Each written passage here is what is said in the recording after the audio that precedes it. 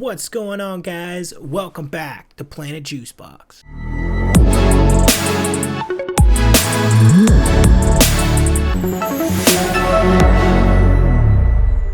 Wow. What a season of the Book of Boba Fett, guys. That was great. I have a lot of thoughts about the pros, the cons, what was great, what wasn't. I think there's a lot to be said about this new connected universe that they're creating with all the previous characters, all of the new characters, all of the connective tissue throughout canon, the bringing in comics characters, bringing in characters from animation. I am very excited with the direction that John and Dave are taking the whole universe. Since the finale came out, we got that first poster for Obi-Wan, which comes out May 25th, the original anniversary of A New Hope in 1977, and also my birthday. Get your numbers up. I had to get my numbers. So that's cool, but yeah, there's a lot of exciting new stuff that's coming out, and I'm gonna be here for all of it. So yeah, here are my thoughts. First of all, let's start out with the pros.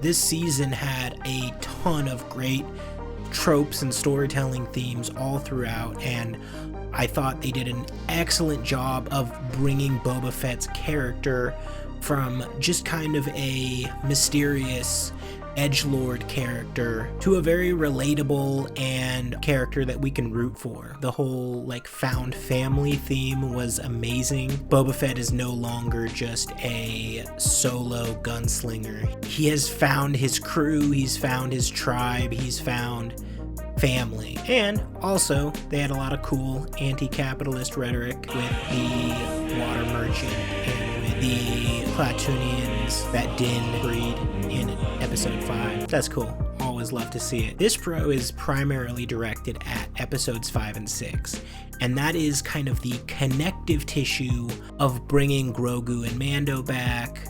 They tied the sequels in with episode 6, with introducing Luke's Jedi Academy from the sequel trilogy. It's not quite there yet, but I think that these Disney Plus live action Star Wars shows, it is possible for them to do for the sequel trilogy what the Clone Wars did for the prequels. And I love the prequel trilogy, but the Clone Wars really showed so much more that we just didn't get, and it made that story so much more rich.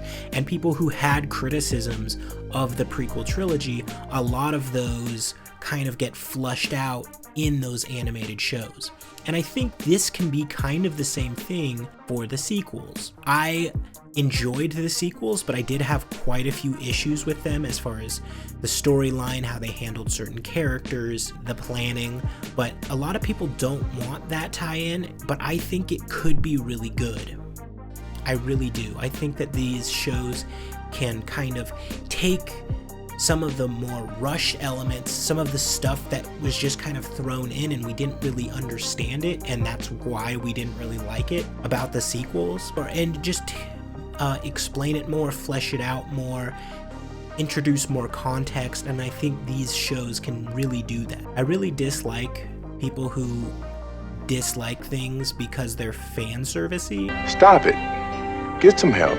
Episodes 5 and 6, the ones that are primarily about Mando, have so much fan service in there. We get the first live action sighting of the planet of Mandalore, which is so insane. The Night of 1,000 Tears, that scene was incredible. We get a lot of Phantom Menace callbacks in the episode where he gets the N1 starfighter and he goes on the pod racer track.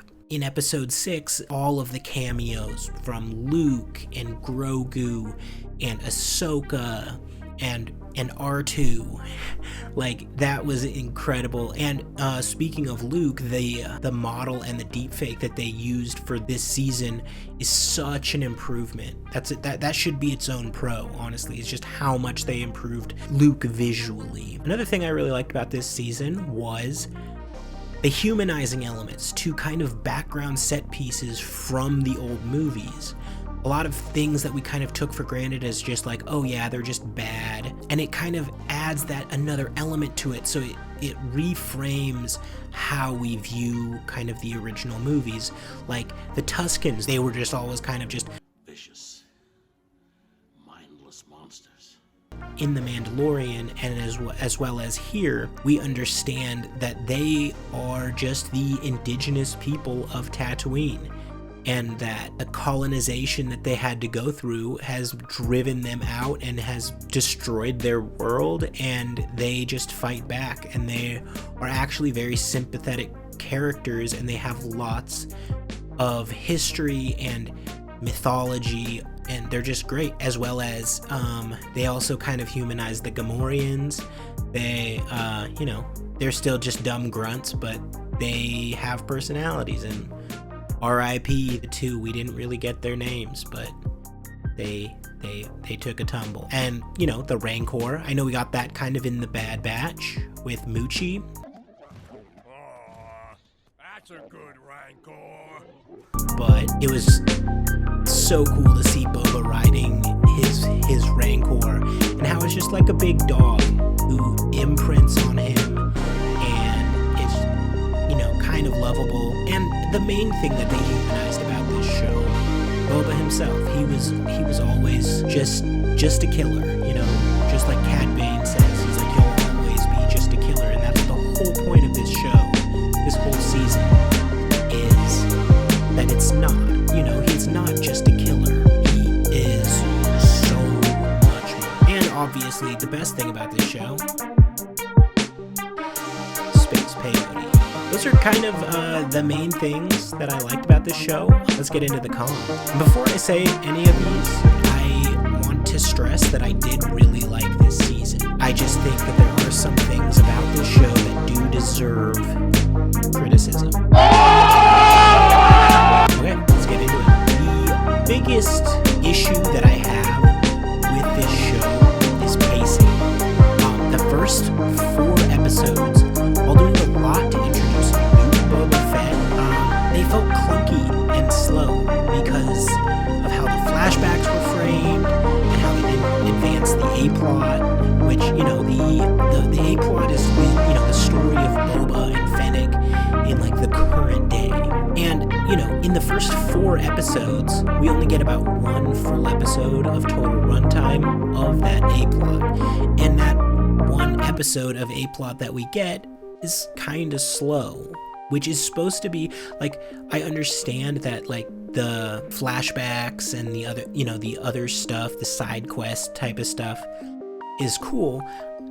I feel that if a show doesn't have a main plot that's driving it along and its kind of main point, the whole show just kind of suffers. But yeah, then we get episodes 5 and 6, which each jam about an hour plus of story into like 45-ish minute episodes. And then we get the finale, which is the longest episode of the season, but it only concentrated on like 1 fight pretty much the whole time, and that fight felt kind of flat, and it didn't have a lot of variation. Honestly, it could have been like half as long. Like, it was cool to see the Rancor, the big droids were cool, but a lot of it felt like it was just dragging. That final episode, I'm gonna be honest, I just didn't feel like it was up to the quality standards of the rest of the season. I really did enjoy it because it's Star Wars, and I'm gonna be honest, I enjoy all Star Wars. I'm one of those fans that just, if it's Star Wars, I'm gonna have a good time. On rewatch, that final episode, the direction of editing, it just felt kind of clunky, and it dragged, and it just didn't feel up to the standard of the rest of the season. This isn't really a criticism, but the best 2 episodes of this show, hands down, are episodes 5 and 6. They had the most impact on canon. They did the most to further kind of the larger story of these Disney Plus Star Wars shows. But they didn't include Boba, like, at all in his own show, which is not like a mistake. It's just like, this is the Boba Fett show, and we have the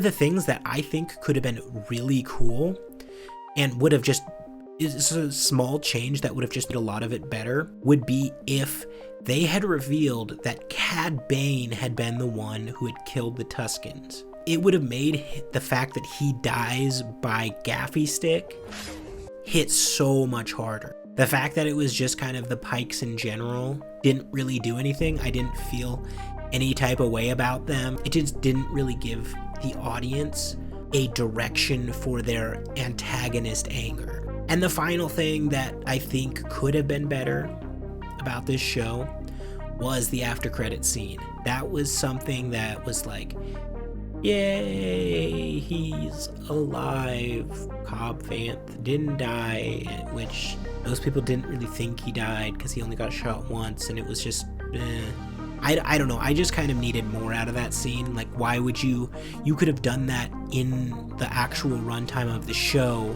The post-credit scene, maybe I was spoiled from the last one, because the last one was like, it announced the Book of Boba Fett in season 2 of The Mandalorian. I was hoping that this one would be kind of that same thing, where it just like gives us some kind of insane like little tease for what's coming next, and we just didn't get that. You know, there was a few other nitpicks and stuff, but those were like the main things that I took issue with here. 6.5 hours later. So overall, my thoughts on this season were that it had brilliant moments. It made me laugh, it made me cry, it was great, it held my attention, which, I mean, it's Star Wars, it's gonna hold my attention. So again, it really could have been improved with better pacing, better editing, and more emphasis on the A plot. One of my main thoughts leaving the season is, why doesn't Bryce Dallas Howard have her own show yet? Every episode that she's done in any one of these shows has been a top tier episode. She is probably, in my opinion, the best director that they bring on periodically. It's between her and Deborah Chow. They always make my favorite episodes. Deborah has the Obi-Wan show, so where is Bryce's show? We need more Bryce Dallas Howard. She to go. With all that said, with all my critiques and everything, I still think this show is like a 7, 8 out of 10. But just like the A plot story, all the stuff that's happening kind of current time with Boba Fett on Tatooine is much lower. Like, if it was just that stuff and it didn't have the crazy, wacky, awesome like flashbacks with the Tuskens, and it didn't have that mind-blowing side quest with Mando and Luke and Ahsoka, I think that overall this show would be like a 5 out of 10 for me. You know, the fact that the flashbacks and the Mando stuff completely squash the main story is kind of sad, but those things, they're so good that the final product was pretty solid, right? Like, overall, it was really good. So yeah, moving forward, I am very excited for Mandalorian Season 3. It's coming around Christmas time of this year. I think we're going to see a lot of live action Mandalore. I think that's kind of the natural direction that this show has to go. I think they're going back to Mandalore. And after they did the last season, they announced that Mandalorian Season 3 is the last season of The Mandalorian. And so I think we're going to see Grogu come into his own as a foundling. I think he's going to continue to develop his force powers, and he's going to be the new Tar Vizsla, and I cannot wait for all of that. I can't wait for the Ahsoka show. I can't wait for Obi-Wan. I can't wait for I can't wait for Star Wars, man. It's all great.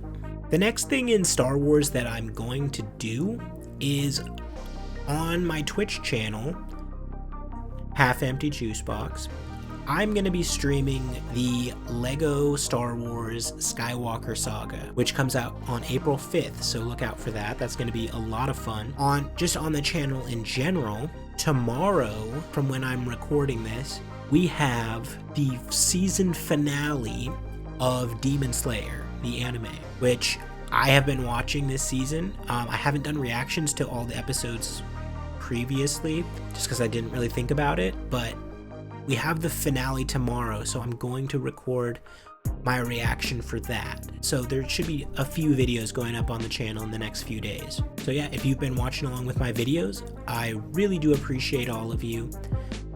I will continue to be uploading. This isn't just a Star Wars channel, so lots of other reaction content and analysis content, and who knows, I want to do a lot of different things. So I hope you guys will stop by and check it out. Until next time, thanks for kicking it on Planet Juicebox.